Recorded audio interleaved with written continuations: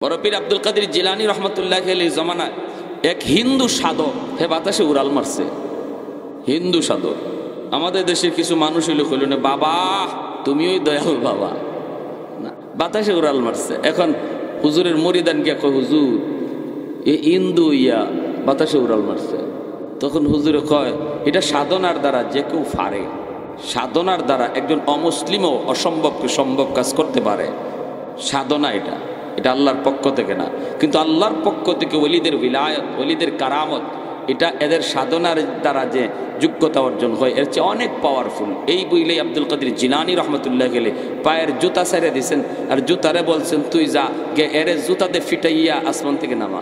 হে আকাশে উঠতেছে আর বড় পীরের জুতায় গে ফিটাইতেছে, ফিটাইয়া কয় লাম লাম, কয়ে জুতা ফিটাই জমিত নামাইছে।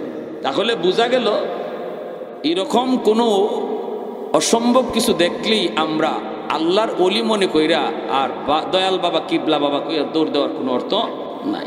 যদি আমরা আল্লাহর আয়াতের অর্থ বুঝে থাকি, সহজ অর্থ, সরল অর্থ, আলা ইন্না আউলিয়া আল্লাহি লা খাউফুন আলাইহিম ওয়া লা হুম ইয়াহজানুন আল্লাযীনা আমানু ওয়া কানু ইয়াত্তাকুন।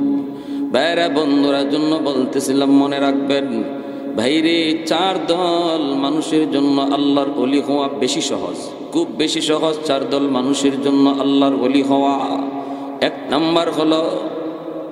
নাম্বার হলো সমাজের দায়িত্বশীল যারা, সমাজের দায়িত্ব যারা পায়, জনগণের খেদমতের দায়িত্ব যারা পায়, মানুষের খেদমত করার দায়িত্ব যাদের কাঁধে পড়ে, সে চাই মেম্বার হোক, চাই সে একজন চেয়ারম্যান হোক, চাই সে একজন এমপি হোক, যদি মানুষের খেদমত করার সুযোগ তার কাঁধে পড়ে, জনগণ যদি তার এই দায়িত্ব দেয়, তাহলে খেদমতে খালকের দ্বারা একজন মানুষ খুব দ্রুত আল্লাহকে খুশি করতে পারে।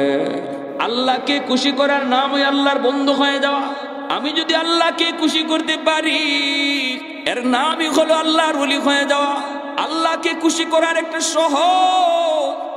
সহজ পথ হলো মানুষের খেদমত কইরা, মানুষের খুশি কইরা, মানুষের মন জয় কইরা আল্লাহ পাকের কুদরতি মন জয় করা যায়।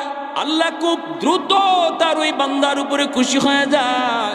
ইরহামু মান ফিল আরদ ইয়ারহামুকুম মান ফিস সামা। মায়ার নবী বলেন, জমিনবাসীর উপরে তুমি যত বেশি রহম করবা, মানুষের প্রতি যত দরদ দেখাইবা, আসমানওয়ালা তোমার প্রতি তত দরদ দেখাবে। মানুষের প্রতি তুমি যত মায়া দেখাইবা, আসমানওয়ালারা তোমার প্রতি তত বেশি দরদ দেখাবে, মায়া দেখাবে।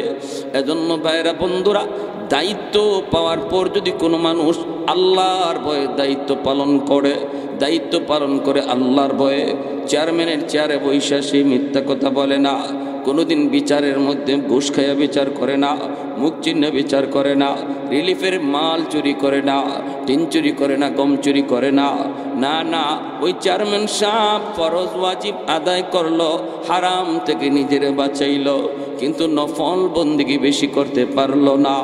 আমি মসজিদের ভিতরে বৈশা ফজরের নামাজ পইরা তসবি পড়তেছি, আর চেয়ারম্যান সাহেব তসবি পড়া বাদ দিয়ে সে বের হয়ে মানুষের ঘরে ঘরে যায় পৌঁছতেছে, রাস্তাঘাটের হালত জানতেছে, মানুষের সুখ দুঃখের খবর নিতেছে। তসবি পড়ে একজন মানুষ যতদিনে আল্লাহর ওলি হয়, ওই দায়িত্বশীল মানুষের খেদমত কইরা বহু আগে আল্লাহর ওলি হয়ে যায়। যদি এই দায়িত্ব পালনের ভিতরে আল্লাহর ভয় অন্তরে থাকে, ঠিক কিনা? চুরি করলে, গম চুরি, টিন চুরি, এগুলা করলে জনগণের গম খাই লিছে, টিন খাই লিছে, রাস্তার টাকা খাই লিছে, কালবাটের টাকা খাই ফেলাইছে। ময়মনসিং এক জায়গায় গেলাম, কয় হুজুর কের কালবাট আর টিন, আমাকে চেয়ারম্যানের টয়লেট খাইয়া ফেলাইছে। আস্তাগফিরুল্লাহ, এইটা কেমনে? কয় টিনের টাকা খাইলে যদি টিন খাওয়া হয়, টয়লেটের টাকা খাই লিছে আমাকে চেয়ারম্যানের, তো টয়লেটই খাইছে। আপনাদের এলাকায় না, আলহামদুলিল্লাহ, সব এলাকার কথা না, অনেক এলাকা আলহামদুলিল্লাহ অনেক চেয়ারম্যান মেম্বার আল্লাহর ভয় নিয়েই গমটা ঠিকমতো পৌঁছায়, টিনটা ঠিকমতো পৌঁছায়, রিলিফের মাল চুরি করে না, আলহামদুলিল্লাহ। তারা তো এই জন্যই বলছি যে তাদের জন্য আল্লাহর ওলি হওয়া বড় সহজ। কেউ যদি বলেন হুজুর দায়িত্ব পাওয়ার পরে এতটা আল্লাহর ভয় নিয়ে চলা যায় না, যদি বলেন হুজুর চলা যায় না, ওয়াজ করা সহজ, বাস্তবতা বড় কঠিন। মাঝে মাঝে আপনারাও আমরার ওয়াজ করুন। তো আমার মাদ্রাসার একজন খুব রসিক মানুষ, কেশিয়ার সাহেব, কথা প্রসঙ্গে উঠছে, এরকম বলতেছে আর কি, পর্দার বিষয়টা, পর্দা মানতেছেন, পারি না আমরা এই না সে। তো উনি কয়ে উঠছে, হুজুর মাইক লইয়া ওয়াজ করা সোজা, বাস্তবে মাঠের নামে দেখেন কঠিন। কীরকম? হুজুর 100 দোকানদারি করা যায় না, কিছু বেজাল করণ লাগেও। আমি বললাম আচ্ছা, পারা যায় না যদি কোন, তাহলে আল্লাহর উপরে আপনি একটা অপবাদ দিলেন। আল্লাহ মানুষের উপরে এমন কোনো বিধান জারি করে না যেটা মানুষের পক্ষে করা সম্ভব না, ঠিক কিনা? লা ইউকাল্লিফুল্লাহু নাফসান ইল্লা উসআহা। এমন কোনো বিধান আল্লাহ মানুষকে দেয় না যেটা মানুষের পক্ষে আদায় করা সম্ভব। একজনে যদি পারে তাহলেও বোঝা যায় কাজটা করা সম্ভব, যেহেতু একজনে পারছে, ঠিক না?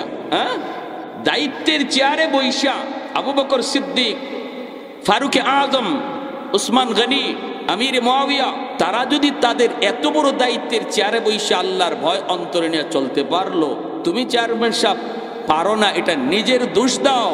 পারা সম্ভব বলো আমি পারি না, ঠিক কিনা? জোরে কম। পারা সম্ভব এজন্য বলো আমি পারি না। পারা যায় না বলবা না, পারা যায় না বলবা না। কুতুবউদ্দিন বখতিয়ার কাকি রহমতুল্লাহ আলাইহির ইন্তেকালের সময় উনি তো মৌতের আগে ওসিয়ত করছেন, বাবারা আমার জানাজা এমন লোক দিয়া ফরাইও যার মধ্যে 4টা গুণ পাওয়া যায়।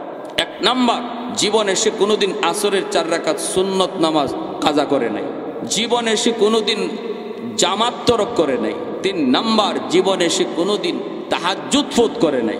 4 নাম্বার, জীবনে কোনোদিন বেগানা নারীর দিকে নজর দেয় নাই।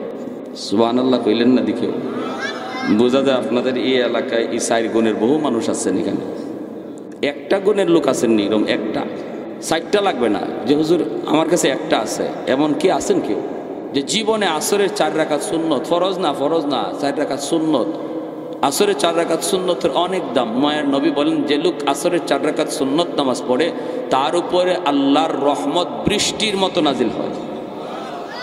আল্লাহর রহমত বৃষ্টির মতো নাজিল হয়। আসরের 4 রাকাত সুন্নতের এত গুরুত্ব, যদিও সুন্নতে মুআক্কাদা না, গায়রে মুআক্কাদা, সুন্নতে জায়েদা, ফরলে সওয়াব, না ফরলে গুনাহ নাই। এজন্যই আমরা আসরের 4 রাকাত পড়ি না, সুন্নত ম্যাক্সিমাম পড়ি না। কেন? কারণ না পড়লে গুনাহ নাই, আর জোহরেরটা পড়ি, না পড়লে গুনাহ আছে। তিনি শর্ত লাগাইছেন জোহরের 4 রাকাত না, যেটা সুন্নতে মুআক্কাদা পড়া লাগবে, না পড়লে গুনাহ, এটা না। আসরের 4 রাকাত সুন্নত, যেটা না পড়লে কোনো গুনাহ নাই, কিন্তু পড়লে অধিক সওয়াব, অনেক সওয়াব, রহমত বৃষ্টির মতো নাজিল হয়। এই সুন্নতটা যার জীবনে কোনোদিন ছুটে নাই, আছেন এমন কেউ? 2 নাম্বার, জামাত যার জীবনে কোনোদিন তরক হয় নাই। কইবেন হুজুর জামাত তো বাদ, গড়েই তো নামাজ পড়ি না, ঠিক না? আর আপনি কোন সুন্নত ফরজেরই তো খবর নাই। তাহাজ্জুদ তার জীবনে ফৌত হয় নাই। এরা তো মাশাআল্লাহ এমন 2-1 জন বাইরে বহেরে যদি জিগান তাহাজ্জুদের টাইম কোনটা কইতো, কইব জোরে পড়ে, এটার খবর নাই। 4 নাম্বার, জীবনে কোনোদিন নারীর দিকে নজর পড়ে নাই। বেগানা নারীর দিকে নজর হঠাৎ করে পড়াটা দোষ না, নজর আটকায় রাখা, জমায়া রাখাটা দোষ। নজর পড়ে গেছে, নবী বলেন মা মিন মুসলিমিন ইয়ানজুরু ইলা মাহাসিনি ইমরাতিন আউয়ালা মাররা সুম্মা ইয়াগুদ্দু বাসারা ইল্লা আহদাসাল্লাহু লাহু ইবাদাতান ইয়াজিদু হালাওয়াতাহা। আল্লাহর নবী বলেন যদি সুন্দরী কোনো নারীর দিকে, বেগানা কোনো নারীর দিকে কারো নজর পড়লো আর সাথে সাথে চোখটা ফিরাই পেল আল্লাহর ভয়ে, এই লোকটার আমলের মধ্যে আল্লাহ হালাওয়াতে ঈমান দান করে। হালাওয়াত কাকে বলে? স্বাদ।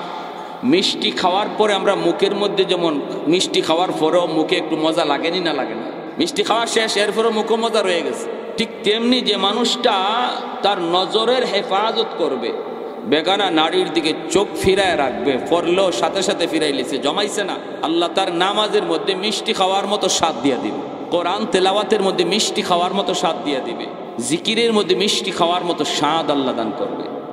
এই 3টা গুণ, এই 4টা গুণ, এই 4 গুণের কেউ থাকলে আমার জানাজা তারে ফরাইতে কইবা, আর যদি এমন লোক না থাকে তাহলে জানাজা সারাই আমার দাফন দিয়ে দিও। আল্লাহর ওলি কুতুবউদ্দিন বখতিয়ার কাকি রহমতুল্লাহি আলাইহি এই শর্ত দিয়ে আল্লাহর ওলি তিনি ইন্তেকাল করলেন। লক্ষ লক্ষ মানুষের সমাগম, এত মানুষের ভিতরে জানাজা মাইকে এলান করা হলো, আসুনি এমন আল্লাহর কোনো বান্দা, এই 4টা গুণ তোমার ভিতরে আছে, একটু সামনে আসো, আইসা তুমি জানাজা পড়াও। কিন্তু কেউ সাহস করে উঠে না, উঠার তো কোথাও না।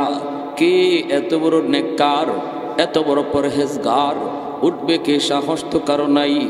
বারবার বারবার এলান করা হয়, আল্লাহর ওলির সন্তানেরাও এলান করে, যদি এমন কেউ না থাকো তাহলে বাবাকে জানাজা ছাড়াই দাফন করা লাগবে। কারণ আব্বার ওসিয়ত হলো, যদি পাওয়া না যায় তাহলে জানাজা ছাড়াই আমাকে দাফন করবা। এলানের পর এলান, এলানের পর এলান, কেউ দাঁড়ায় না।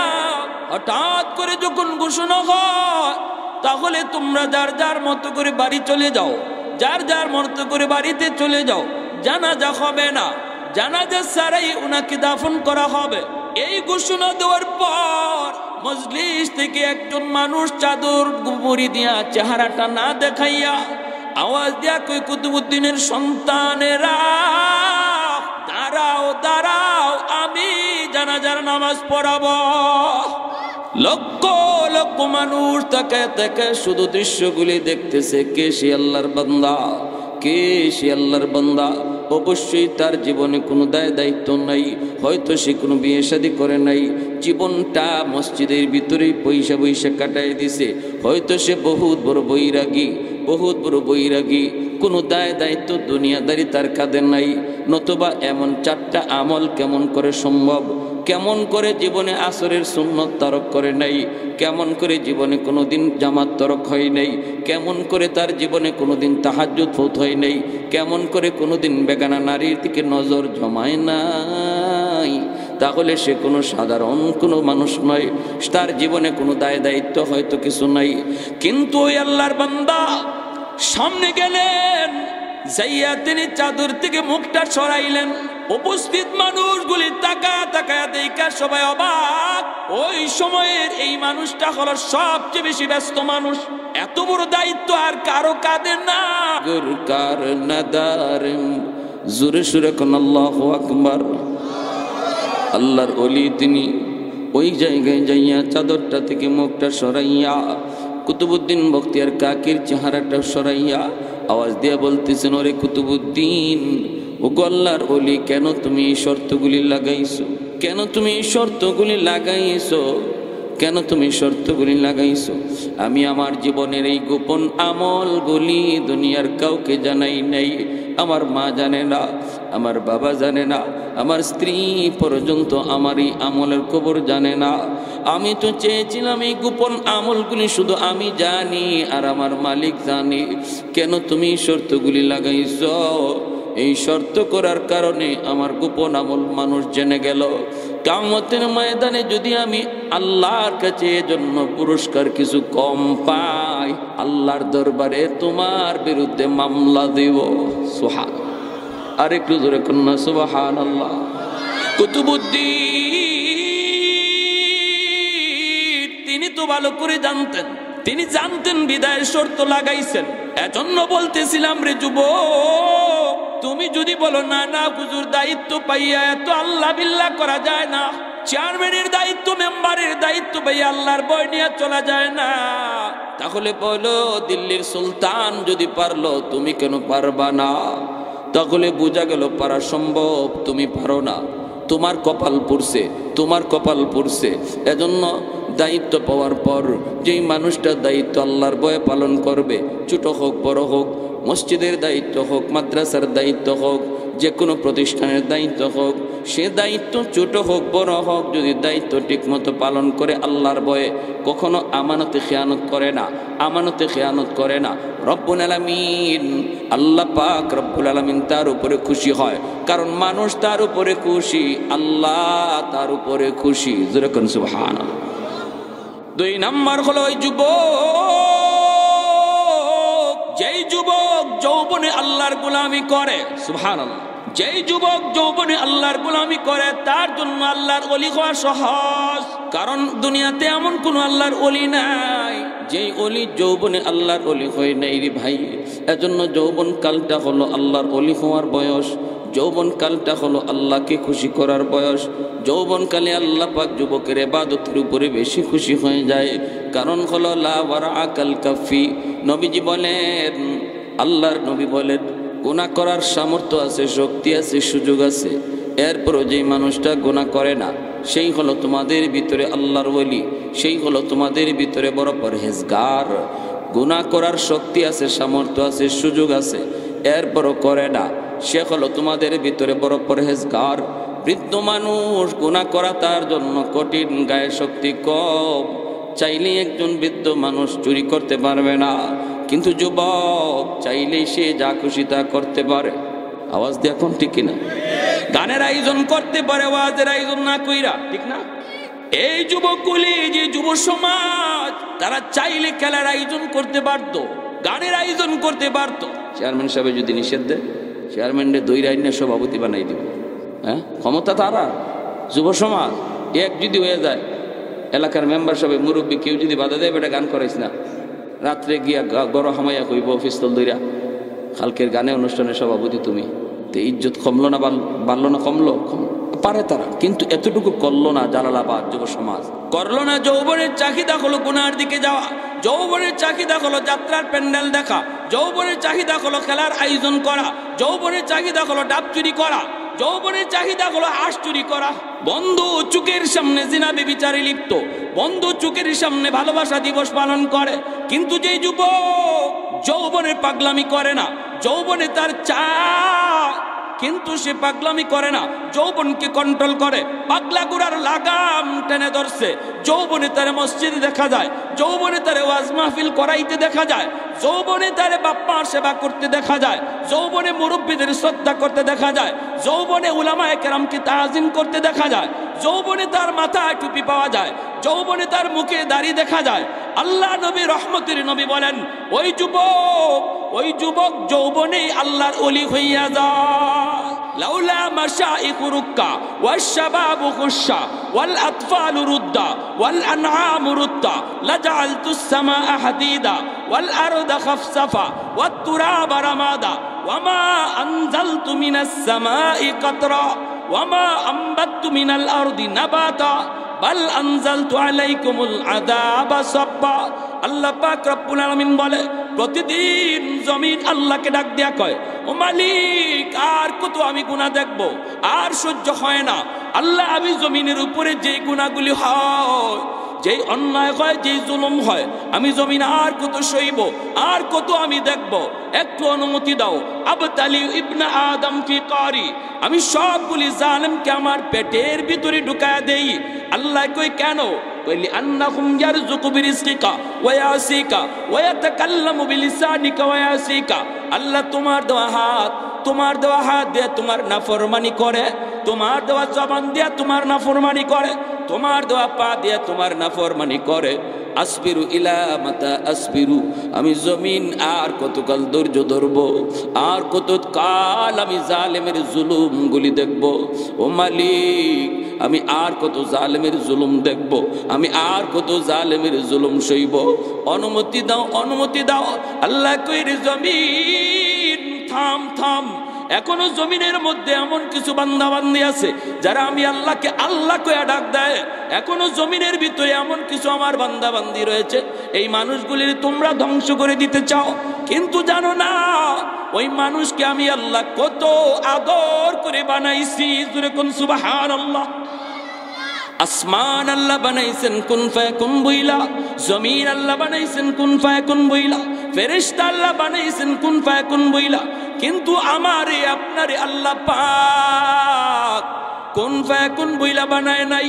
আমাকে আপনাকে যখন আল্লাহ বানাইছে, খালাকতু বিয়াদাইয়া, আল্লাহ বলে বান্দা আমার হাত দিয়া তোরে বানাইছি, কারণ এই তোর চেহারার মধ্যে এত দামি কপাল, ওই কপাল দিয়া বান্দা আমার কুদরতি কদমে সেজদা দিবে।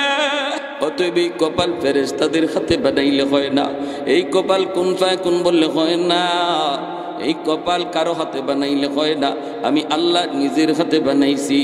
এ জমিন শুন, ভালো করে শুন, যতদিন পর্যন্ত জমিনে চার দল মানুষ থাকবে, লাউলা মাশাইখু রুক্কা, যতদিন পর্যন্ত এই জমিনে এমন কিছু বৃদ্ধ বান্দা বান্দি থাকবে, চুল সাদা হয়ে গেছে, দাড়ি তার সাদা হয়ে গেছে, কোমর বাঁকা করতে পারে না, হাঁটুতে ব্যথা, কোমরে ব্যথা, এরপর আমি আল্লাহর কদমে কষ্ট করে সেজদা দেয়। আমার ওই বান্দা বান্দি গুলার সেজদার দিকে তাকাইলে এই গুনাহগার জমিনের প্রতি আমি আল্লাহর মায়া লেগে যায়। ওয়াশবাবু খুশা। 2 নম্বর আল্লাহ পাক বলেন এখনো জমিনের মধ্যে এমন কিছু যুবক রয়েছে যেই যুবক যৌবনের পাগলামি করে না। ওই যুবক চুরি ডাকাতিতে যায় না, না না, সে নারিকেল চুরি করে না, বন্ধু তারে ডাকি হারাম পথে যাওয়ার জন্য, এরপরও যায় না। যুবক তার যৌবনটারে আমি আল্লাহর জন্য অক্ষ করে দেয়, যৌবনে সে আমার কদমে সেজদা দেয়। আমি আল্লাহ যখন তার ক্ষুধাবীতি অন্তরে দেখি, এই জমিনের প্রতি আমার মায়া লেগে যায়। আল্লাহ পাক কয়ার পরে জানুনি এই জমিনের মধ্যে কিছু গরু ছাগল হাঁস মুরগি রয়েছে, ওদের কোনো দোষ নাই, ওদের কোনো দোষ নাই। ওই জালেমগুলির কারণে যদি আমি জমিনে গজব দেই, হাঁস মুরগি গরু ছাগলগুলি গজবের শিকার হয়ে যায়, অথচ ওদের কোনো অন্যায় নাই, এদের উপরে কোনো আমার বিধি বিধান নাই, এদের উপরে কোনো শরীয়তের বিধান নাই, নামাজ রোজা হজ যাকাত নাই। ওই হাঁস মুরগিগুলি যখন গজবের শিকার হয়ে চেউ চেউ করে কান্না করে, তখন এই জমিনের প্রতি আমি আল্লাহর মায়া লেগে যায়। 4 নম্বরে আল্লাহ বলেন ওয়াল আতফালু রুদ্দা। এই জমিনের ভিতরে প্রতিটা ঘরে ঘরে কিছু শিশু বাচ্চা আছে, ওই বাচ্চাগুলির কোনো অন্যায় নেই, কোনো অপরাধ নাই। এই বাচ্চাগুলির উপরে শরীয়তের কোনো বিধান এখনো চালু হয় নাই, তার উপরে নামাজ নাই, রোজা নাই। তার বাবা তার মা জালেম, বাবার গুনার কারণে জমিনে গজব আসতে চায়, কিন্তু এই গজবের শিকার তো বাচ্চাটা হয়ে যায়। ওই বাচ্চাটা যখন কান্না করে আমি আল্লাহর তখন জমিনের প্রতি মায়া লেগে যায়। অতএব না না, এখনো জমিনে বুড়া কিছু বৃদ্ধ বিদ্যা আছে রে, তারা বৃদ্ধ বয়স আমি আল্লাহকে ডাকে। এখনো জমিনে কিছু যুবক আছে, যৌবনে তারা গুনার আয়োজন করে না, কোরআনের মাহফিলের আয়োজন করে। যদি এই 4 শ্রেণী জমিনে না থাকতো, লাজাআলতুস সামাআ হাদিদা, আসমানকে আমি আল্লাহ লোহা বানায় দিতাম, ওয়াল আরদা খাফসাফা ওয়াত তুরাবা রামাদা, জমিনকে আমি আল্লাহ তামা বানায় দিতাম। যদি এখনো ওই যুবকগুলি জমিনে না থাকতো, এখনো যদি জমিনের মধ্যে ওই বৃদ্ধ বান্দা বান্দিগুলি না থাকতো, তাহলে আমি আল্লাহ কি করতাম জানোনি? ওই জমিনটারে আমি তামা বানায় দিতাম, আসমানটারে আমি আল্লাহ লোহা বানায় দিতাম। ওয়ামা আনজালতু মিনাস সামাই কাতরা, 1 ফোঁটা রহমতের বৃষ্টি আমি জমিনে নাজিল হতে দিতাম না। ওয়ামা আম্বাতু মিনাল আরদি নাবাতা, একটা শস্যের দানাও আমি জমিন থেকে উৎপন্ন হতে দিতাম না। বাল আনজালতু আলাইকুমুল আযাবা সাব্বা সাব্বা, বরং পর জমিনে শুধু গজব আর গজব নাজিল হইতো, গজব আর গজব নাজিল হইতো।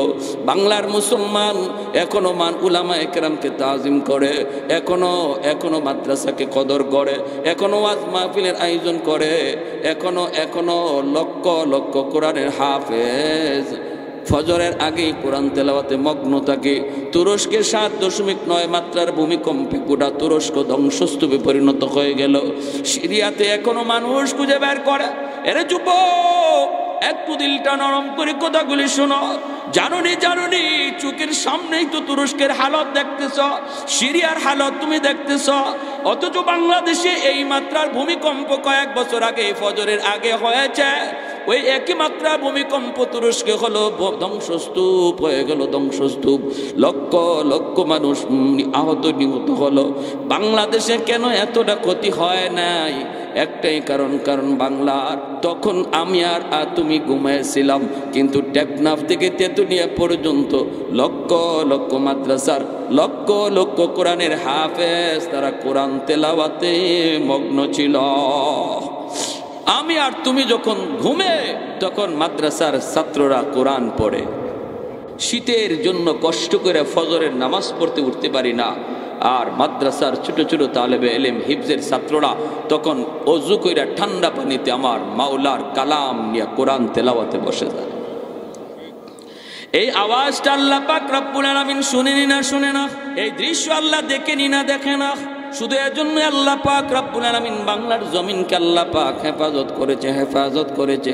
এর যুবক, এজন্য বলতেছি একটু মনোযোগ দিয়ে কথাগুলি শোনো।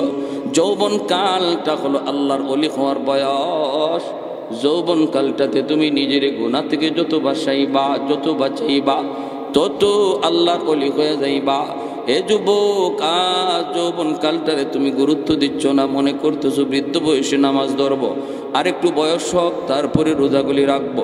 আসতেছে সামনে রমজান মাস, এই যে রজব চলতেছে, তারপরে শাবান, তারপরে রমজান।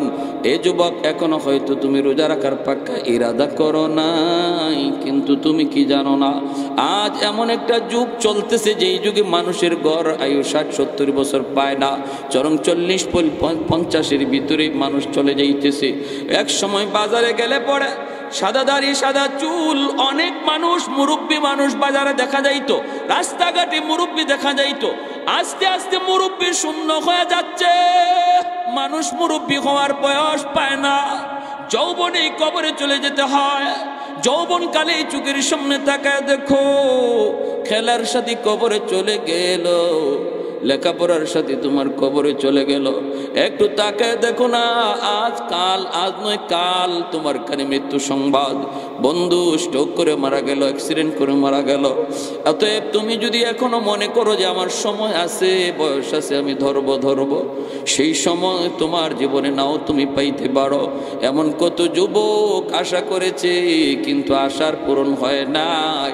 অতএব এই মুহূর্তে কাটে দিলে যদি তওবা করে নাও, মালিক আর জীবনে নামাজ ছাড়বো না, আর জীবনে গুনাহ করবো না, পাক্কা ইরাদা করলাম আর রমজানের রোজা ছাড়বো না। আল্লাহ পিছনে সবগুলা মাফ করে মুহূর্তের ভিতরে নামটা ওলির খাতায় উঠে দিবে। জুন্নুন মিসরি রহমতুল্লাহ আলাইহি বহুত বড় আল্লাহর ওলি, নদীর কিনারে দাঁড়ায় আছেন, ইনি মাছ মারতেন। জুন্নুন মিসরি রহমতুল্লাহ হঠাৎ দেখেন একটা বিচ্ছু নদীর পাড়ে দাঁড়ায় রয়েছে। এখন তিনি চিন্তায় পড়ছেন, বিচ্ছুটা নদীর পাড়ে দাঁড়ানো, আর একটা কচ্ছপ পানির নিচ থেকে উপরে উইটা বাসতে বাসতে বিচ্ছুটার কাছে আসছে, আর বিচ্ছুটা লাফ দিয়া কচ্ছপের পিঠে বসছে, আর কচ্ছপটা খেয়া হইয়া বিচ্ছুটারে নদীর ইপার থেকে ওই পার করে দিছে। সুবহানাল্লাহ, জোরে কম। এটা আল্লাহ পারেনি না পারে না? শাহজালাল মুজররদি ইয়ামুনি কেমনে পার হইছেন? সুরমা নদী যায় নামাজে বৈশা, ঠিক না? আল্লাহর ওলি জুন্নুন মিসরি রহমাতুল্লাহি আলাইহি তিনি দেখা বলে, মালিক, ও মালিক, তুমি তো সব পারো, কিন্তু আমার একটু দেখতে মন চায় এই বিচ্ছুটা কই যায়, কোন দিকে যায়, কেন তুমি এইভাবে বিচ্ছুরে পার করাইছো? আল্লাহ, একটু দেখতে মন চায়, আমাকেও তুমি নদী পার করায় দাও। আল্লাহ পাক তার ওলির অন্তরের ভিতরে ইলহাম করলেন, গোলাম, যায় নামাজ, হাতের যায় নামাজ পানির উপরে বিছাও, যায় নামাজে বসে যাও, আমি আল্লাহ নদী পার করায় দেব। জুন্নুন মিসরি তিনি যায় নামাজে বৈশা নদী পার হয়ে গেলেন। ওলিদের কারামত, কারামতুল আউলিয়া ই হাক্কুন, ওলিদের কারামত বেশ সঠিক, কোনো সন্দেহ আছে? আছে আছে কিছু বাংলাদেশের বাইরে কিছু আল্ট্রা মডার্ন এই ধরনের কোনো ওয়াজ মাহফিল কথা বললে কয় গাঞ্জাগুরি কথা কয়, নাউজুবিল্লাহ, জোরে কই ফেছে? কোরআনও নাই, হাদিসও নাই, কই ফেছে? এগুলা কি সম্ভব? আরে আহমকের আহমক, তুই তো নিজেই বুঝোস না, এগুলা তো ওলির নিজের ক্ষমতা না, আল্লাহ করায়। আল্লাহ যদি করায় তাহলে সব অসম্ভব সম্ভব হয়ে যায়। আল্লাহর কাছে কোনো জিনিসই অসম্ভব নাই। সহিহ হাদিস বগলের তলে লইয়া আপনারা বিভিন্ন কথা কইব। সাবধান, এরা ইসলামের বহুত বড় ডাকাত, ইমানের ডাকাত, এদের থেকে সাবধান থাকতে হবে, ঠিক কিনা? সহিহ হাদিসের স্লোগান দিয়া ভিতরে মধুর জায়গায় বিষ ঢুকাই রাখছে, উপরে লাগাইছে মধু লেবেল, আর বোতলের ভিতরে বিষ, বোতলের ভিতরে বিষ, লেবেল হইল মধু। শাহজালাল মুজররদি ইয়ামুনি পার হইছেন সুরমা নদী যায় নামাজে বৈশা, এটা গাঞ্জাখুরি কথা, এটা মিথ্যা কথা। গৌরগোবিন্দ সব নৌকা সরাই দিছে না? যেমন ইতিহাসে আছে তেমন একদম সনদ, সহি সনদে বর্ণিত আছে। যিনি দেখছেন উনি কার থেকে শুনছেন, উনি কার থেকে শুনছেন, উনি কার থেকে শুনছেন, বিশ্বস্ত লোকের কাছ থেকেও একদম যে লোক নিজের চোখে দেখছেন তার পর্যন্ত রাওয়ায়াত সহি। সুলাইমান আলাইহিস সালামের সিংহাসনটা লই আইলো একজনে, কেমনে মাটির নিচ দিয়া। বিলকিস রানী আইবার আগে সুলাইমান আলাইহিস সালাম কয়, তার সিংহাসন আমার কাছে আনতে পারবা কে? ইফরিতে কয়, আমি চোখ বন্ধ করবেন আপনি আর লই আইমু। সুলাইমান আলাইহিস সালামকে আরো তাড়াতাড়ি কেনা পারবা। এমনি মানুষ নামের একজন ওনার দরবারে থাকতো, যিনি ইসমে আজম জানতো। মানুষ জিন্না, ইনি কয় আমি আরো তাড়াতাড়ি পারবো। বলে কেমনে? কয় আপনি খালি চোখটা মুছবেন আর চোখ খুলবেন, এর ভিতরেই দেখবেন সিংহাসন হাজির। আর ইফরিতে কইছিল বিলকিস রানী আইবার আগে আগে আমি সিংহাসন হাজির করব। উনি কয় না আরো তাড়াতাড়ি, তখন কয় ঠিক আছে চোখ খুলবেন আর আনবো। মাটির নিচ দিয়া সিংহাসন লই আইছে বিলকিস রানী আইবার আগে। এটা তো কোরআনে আয়া, সূরা নামল পড়েন। যদি এই ধরনের অসম্ভব, যেটা যুক্তিতে ধরে না, ব্রেইনে ধরে না, এমন কিছু শুনাইলেই যদি আপনি কোন গাঞ্জাখুরি কথা, তাহলে আল্লাহর এই কথাটা কি কইবেন? কোরআনের এই আয়াতের এই জায়গায় আপনি কি কইবেন? আপনার যুক্তি এখানে কই গেল? আপনার বিবেক এখানে কি বলবে? এটা কিভাবে সম্ভব? কয় এমনিই সম্ভব। কেমনে? কয় আল্লাহ করাইলে সম্ভব, ঠিক কিনা? কারামাতুল আউলিয়া হাক্কুন আহলে সুন্নাহ ওয়াল জামাতের আকীদা। জুন্নুন মিসরি রাহমাতুল্লাহি আলাইহি উনি কয় ঠিক আছে, উনি পার হয়ে গেছে, পার হইয়া ওই বিচ্ছুটার পিছনে পিছনে দৌড়াইতেছে, বিচ্ছুটা কই যায় দেখার জন্য। হঠাৎ করে আল্লাহর ওলি তাকায় দেখে হাওরের মাঝখানে একটা গাছ দেখা যায়। ওই গাছের নিচে একটা রাখাল উট রাখাল দুম্বা রাখাল একটা যুবক। এ যুবক তোমাকে বলছি, তোমাকে তোমার মতো একজন যুবক গাছের নিচে ঘুমাইতেছে, আর ওই দিকেই বিচ্ছুটা দৌড়াইতেছে। কাছাকাছি উনিও পিছনে পিছনে হাজির। যা দেখেন বিচ্ছুটা ওনার কাছে গেল, যুবকের কাছে গেল, আর যুবকের মাথার পাশে বিষাক্ত একটা সাপ ফনা ধরে আছে, যে কোনো মুহূর্তে দংশন করবি, ওই যুবককে কামড় দিবে, মেরে ফেলবি। বিচ্ছুটা যাইয়েই দেরি করলো না, লাফ দিয়া সাপের মাথার মধ্যে বসলো, বৈশাই সাপটারে কামড় দিল। বিষাক্ত সাপ মুহূর্তের ভিতরে বিচ্ছুর কামড়ে সাপ মারা গেল। যেই সাপ আসছিল যুবককে মারার জন্য, ওই সাপরে আল্লাহ পাক বিচ্ছু দিয়া মারায় দিল। এইবার জুন্নুন মিসরি যুবকরে ঘুম থেকে উঠাইলেন, উঠে বলতেছেন, রে যুবক, বলো না জীবনে কি নেক আমল করেছো, বলো না কি নেক আমল তুমি করেছো, যার কারণে আল্লাহ পাক তার কুদরতে বিচ্ছুরে নদীর ওই পার থেকে পাঠাইয়া তোমাকে আল্লাহ বাঁচাইছে। সুবহানাল্লাহ। আলা ইন্না আউলিয়া আল্লাহ লা খাউফুন আলাইহিম ওয়ালা হুম ইয়াহজানুন। আল্লাহ রাব্বুল আলামিন কই ভয় নাই, তোমার জীবনের ভয়ের বস্তু আমি আল্লাহ দেখবো, জিম্মাদারি আল্লাহর। যুবকরে ডাক দিলেন, যুবক কি নেক আমল করেছো? এইবার যুবক কয়, আল্লাহর ওলি এটা কি বলে, এটাই সব আল্লাহ পাক করাইছে। সাপে কামড় দিতে চাইছিল, কিন্তু আল্লাহ সাপরে তার কুদরতে মারাইছে। বলো না কি নেক আমল তুমি করেছো, এত প্রিয় এত মায়ার আল্লাহর কেমনে হইলা তুমি? আল্লাহ তো তোমার সব জিম্মাদারি নিয়ে নিছে, তুমি তো আল্লাহর ওলি। যুবক চোখের পানি সেইরা কান্দে আর কয়, আল্লাহর ওলি আমি জানি না আমি আল্লাহর ওলি কিনা, তবে আমি যেখানেই থাকি না কেন কোনো অবস্থাতেই নামাজ সারি না। রাখালি করি আমি, রাখালি নামাজে রক্ত খায়া গেছে, জঙ্গলের ভিতরে নামাজে দাঁড়ায় যায়, হাওরে থাকলে হাওরে নামাজে দাঁড়ায়। আর যখনই আমি ঘর থেকে বের হয়েছি, তখনই আল্লাহর নাম ঘর থেকে বের হয়েছি। বিসমিল্লাহি তাওয়াক্কালতু আলাল্লাহ লা হাওলা ওয়ালা কুওয়াতা ইল্লা বিল্লাহিল আলিয়্যিল আযীম। ঘুমানোর আগে বলেছি, মালিক আমি একটু ঘুমাবো, কিন্তু কোন ভরসায় ঘুমাই? এখানে কেউ নাই, আপন বলতে কেউ নাই। আমার যদি কোনো ক্ষতি হয়ে যায় আল্লাহ বাঁচাইব কে? তুমি তো শুধু বাঁচানোর মালিক। আল্লাহ তুমি আমাকে একটু বাঁচাইও, আল্লাহ বিপদ থেকে উদ্ধার কইরো, আমি ক্লান্ত, আমি একটু ঘুমাবো। এই বইলে আমি ঘুমাইছি, আর আল্লাহ পাক রব্বুল আলামিন তার কুদরতে আমাকে বাঁচাইছে। অতএব বলুন ভাইরা বন্ধুরা, তাওয়াক্কুল করব কার উপর? আর একটু জোরে কোন কার উপর? হ্যাঁ, আল্লাহর উপর। আমার ভাইরা, এজন্য লম্বা কথা নয়, যে কথা বলতেছিলাম, আমি যদি আমার এই দুইটা গুণ, একটা গুণ আল্লাহ আমাকে দয়া করে দিয়ে দিছেন, 50 নাম্বার আমরা পাইয়ে গেছি ওলি হওয়ার, আর 50 কামাই করতাম। এটা হইল আল্লাহর ভয়।